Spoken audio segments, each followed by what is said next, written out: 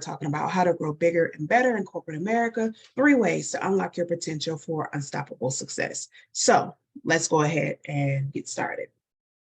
All right, so who is Sharika? Well, Sharika Sanders, yours truly. I have been an accountant for over 15 years. I actually moved through the ranks within the accounting department fairly quickly, going from staff accountant, staff revenue accountant specifically, up to controller when I finally exited at the end of last year. Actually, let me go back because I've done AR, cash billing, all of those things as well within that time frame. But anyway, my last position was a corporate controller. I left corporate at the end of last year because honestly, I was starting to get burnt out. I didn't have that same satisfaction that I had before in accounting. And I was tired of going into the meetings and the boardrooms and being the only one that looked like me, not only as a female, but as a Black female or a Black person in general. So being the only one that looked like me, honestly, not feeling heard, and part of it was on me as well. You know, I didn't know my worth and they knew I didn't know my worth. And so they took advantage of that.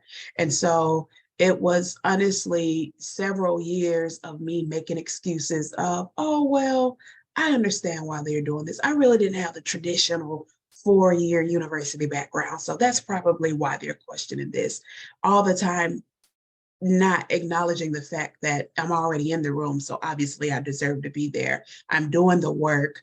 I'm moving up in the ranks. So obviously I'm proving myself, but making excuses for why other people were treating me poorly. And then finally I had enough. I learned the power of the word no. If you've heard a lot of people say no is one of the most powerful words in the English language. And I agree.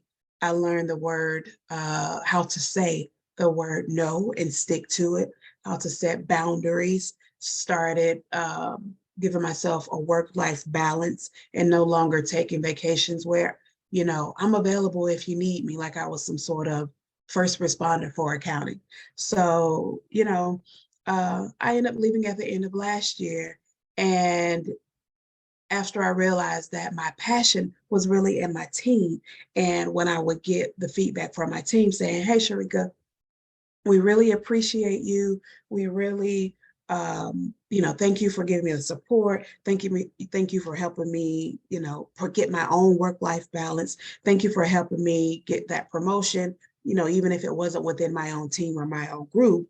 But that was my joy. That was what I found my joy in each day, being that for my team and other people in my various management roles. And so that is why I started Transform the Gaap, which is GAP is GAAP, which is Goals Assigned Achieving Purpose. So I'm here to help professionals level up, understand their limitations and then overcome them so that they can go to the next level in their career, but without having the powerlessness, without having the doubt or and just knowing their worth and how they use their voice.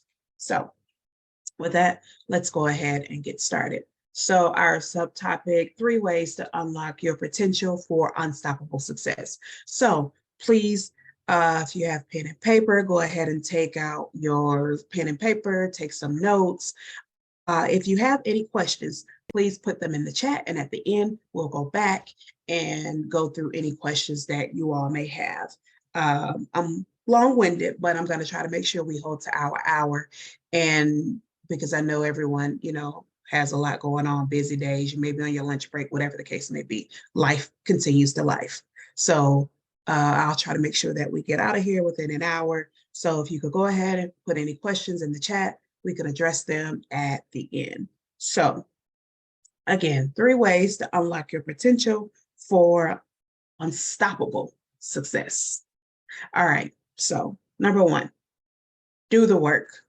So what does that mean exactly? This one is probably the easiest one, probably the one that you're already doing. Do the work means just that. Make sure you're meeting your deadlines. Make sure you're asking those tough questions, or sometimes even if it's not a tough question, ask questions to make sure you understand the assignment that was given to you. Oftentimes you can have a conversation with someone, they, give you a task or something that they need done. You completely understand it. I got it. I understand the deliverable. I know what it needs to be done. Perfect, no problem. And then you get back to your desk and you start on it. And it's like, wait, what do they want? Wait, this doesn't make sense. So don't be afraid to ask those questions. Don't be afraid to go back and say, hey, I know we talked about this, but I just want to make sure I'm understanding right and that, I'm not doing double work and that we're on the same page. So you can always refer to that, I want to make sure we're on the same page kind of thing.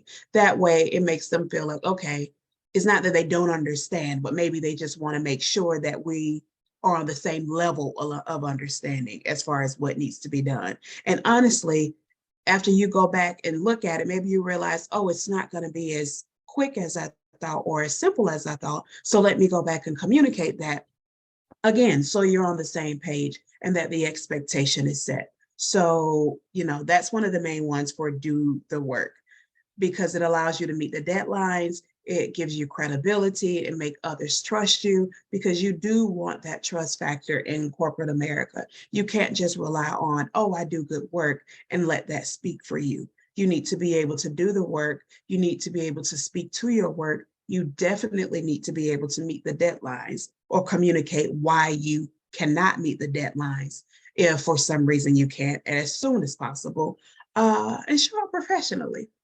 Show up always as your best self. Most of the companies I worked for had very lenient dress codes. You didn't necessarily have to wear the suit or dress even business casual. You could wear jeans every day if you wanted. You could wear sandals. You didn't have to have the heels on. You didn't have to have, I don't know, the tie and the dress and the stockings and heels and the whole nine. Very lenient dress codes. And you would see, from the CEO down to the clerk, the mail person in jeans or sneakers or whatever. That was never my MO. That just wasn't how I operated. I was in a professional environment. I wanted to dress like I was in a professional environment. And that doesn't mean you have to be stuffy. That doesn't mean you have to look down on others and what they do. That's their thing.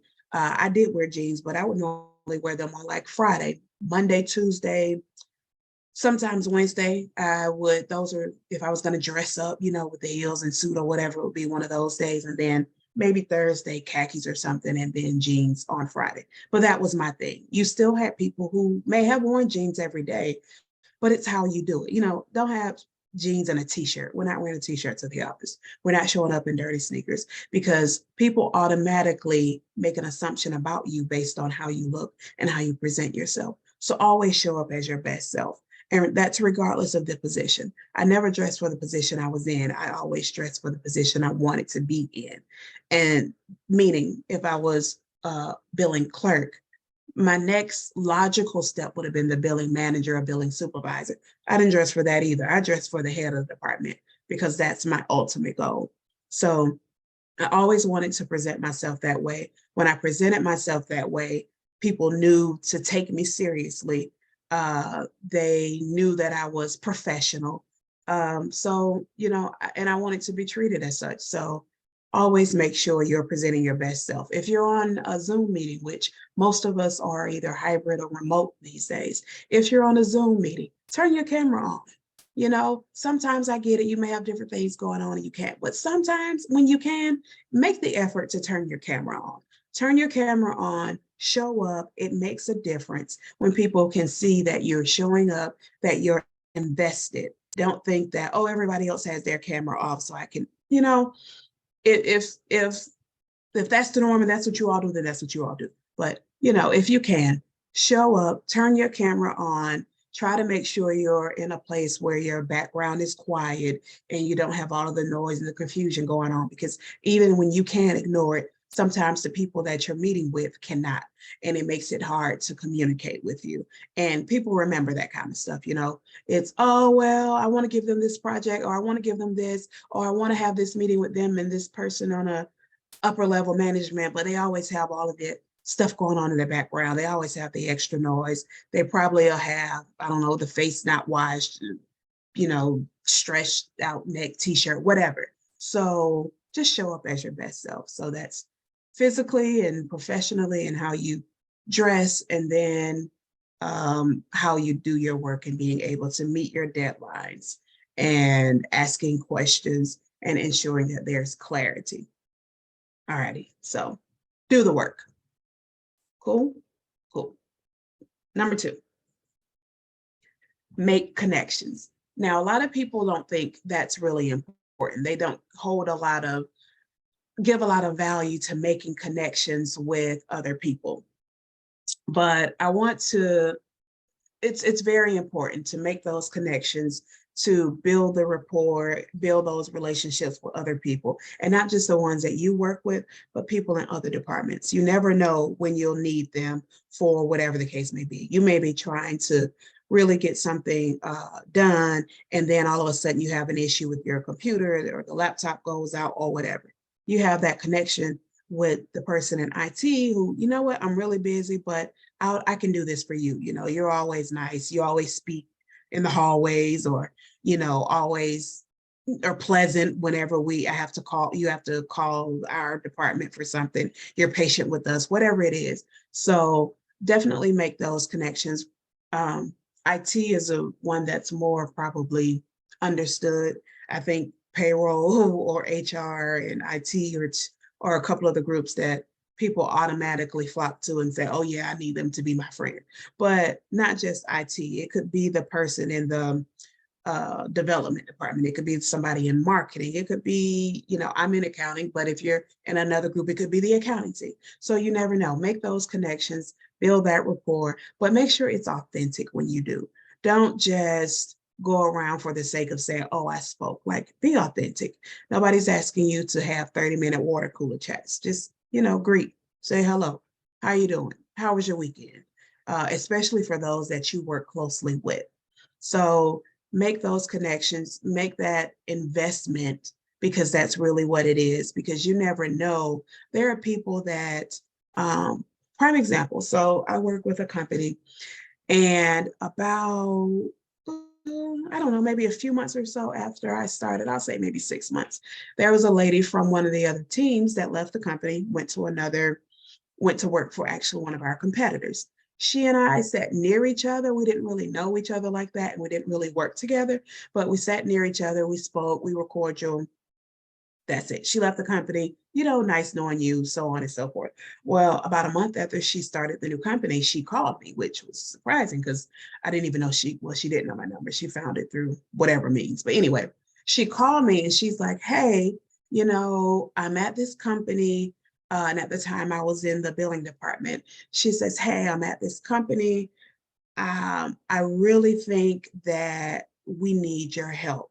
I know we didn't talk that much, but I saw what type of work you did. I saw how you showed up. I saw how, the investment that you made. I heard things that other people said about the way that you worked. And, they were saying that they needed some additional help in the billing group. And I thought about you and wanted to know if you were interested. And I was just like, oh my gosh, I can't believe it, because of all the people, what would make her think of me? And especially we didn't have that relationship. In addition to that, there was at least one other person in the group. I was the newest person. So there were other people who were there who had been there longer than me. And she skipped over them and came to me. So that meant a lot to me. And she referred me. I met with the different people. It actually was a promotion for me going into the new company. That's when I actually start to do more accounting and not just like billing and that sort of thing. But anyway, it was a promotion for me and it was great. I was there with that company for about 6 years. So, I was actually there longer than she was. So it was a great move. So you never know what those connections that you build can do for you down the line. You never know the impression that you're making. So again, make the connections. Also, if for me, one of those is also with LinkedIn. When I meet new people at work, I'll send them a LinkedIn connection. just so if I post, if you're someone who posts regularly, they can see the content that you post, or you can see what they post. Or maybe even if you're not someone who posts regularly or checks LinkedIn regularly, I would still make those connections on there, because you may meet up, years down the line. There are people who I've connected with on LinkedIn literally 10 years ago who I probably haven't communicated with in not maybe 8 of those years. And now that they see I've moved into this next phase, they've reached out like, hey, Sharika, question for you, or just, want to work with you, different things. And I think it's the craziest thing, because these are some people where I was like, I didn't even know they still knew me. We didn't know each other that well then. And then it's been all of these years since we spoke. I thought they probably didn't even know who I was. So people never forget when you make a good or bad impression. So please make the connections through LinkedIn, through the other people within the organization, building those teams, not building those teams, building those relationships with other teams as well as yours. And then just remember to be authentic. Oh, and the last one, which I think is probably the most important from that, do not burn bridges. Do not, I'll repeat, burn bridges. That is a complete no-no. I don't care what type of company it is. I don't care who the person is, how horrible they are. Oh, I'll never need them. Do not burn bridges. There are people who I've worked with who I could have sworn could not stand me for whatever reason. People don't always need a reason not to like you. And there are people who I thought either didn't like me, or they were always finding a reason to complain about something accounting was doing. Just nonsense. And it's funny because it's been a couple of scenarios where one person in particular, a recruiter called me about a job, and it was with a company that someone who I thought she didn't like me. Just because she was always so mean whenever I talked to her.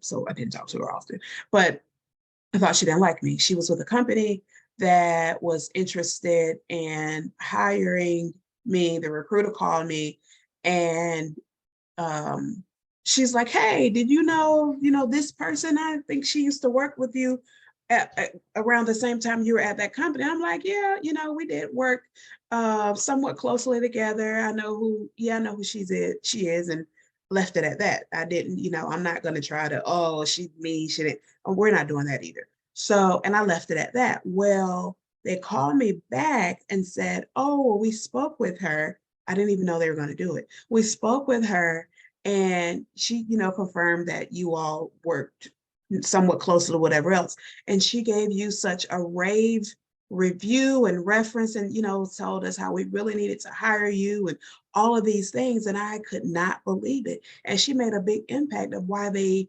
were, made the decision to go with me for that position, which ultimately I didn't end up going with that position. I think I ended up getting a promotion at the company I was with around the same time. So I never moved on it, but you never know. So just because a person is a certain kind of way, or I felt like she didn't like me, and I don't know, she may not have, but that wasn't a reason for me to be rude or disrespectful to her. I still would speak when I saw her. Because I'm not going to let anybody else determine how I'm going to be me. So I still spoke when I saw her. If we had to do something together, I was always professional, and not, oh, here we, dealing with this lady again. Not any of that. I maintain my professionalism. And then it happened to me again with another position. I went, another company, I applied for a position. They interviewed me, and I'm in the interview, and the lady is like, "You know what?" Which she told me, I learned in the interview I was going to get the position. She said, "What I need is a skill set that I'll have to teach, and I honestly just don't have the time to teach it."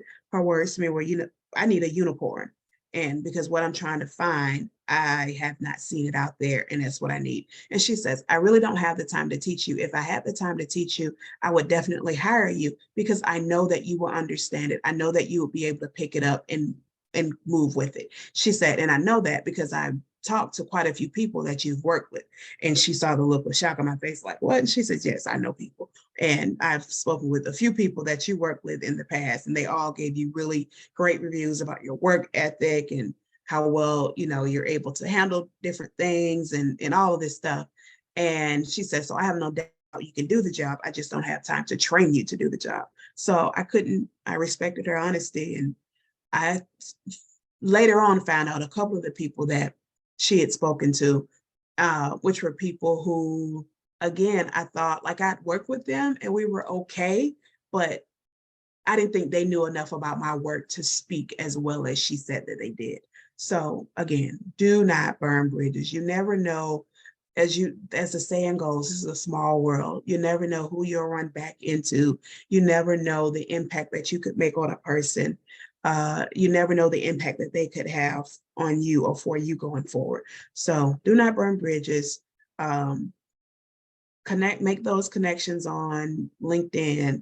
That's my personal preference. If there's another social site, I don't know, maybe it's your I am at work or something, but make those connections and then also just continue to communicate and building the relationships with those that you actually work with. Cool beans. All right. And this third tip to unlock your potential for unstoppable success: invest in yourself. What does that mean? Spending this time here with me right now, that's one way. That's a big one, because you're here trying to learn how to level up.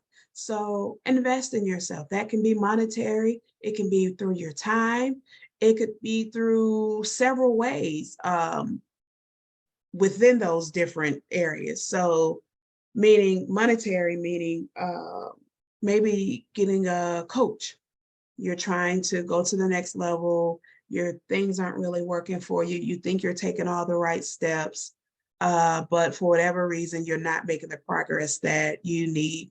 Get a coach, career advancement coach. That's how I'm able to do what I do, because you're not alone. There are other people out there like you. So get a coach, get a mentor even. Sometimes some companies have mentorship programs within the organizations, or you don't really have to even wait for that. If there's somebody in the company who's doing what you want to do, introduce yourself. Say, hey, tell them who you are, what you're working towards. Maybe invite them one day to go out to lunch with you or meet in the break room if you're going hybrid. If not, hey, can we do a lunch and learn? You mind jumping on a quick Zoom with me for 30 minutes, talk about some things, whatever you can to kind of get them to make that connection and initiate that conversation with them.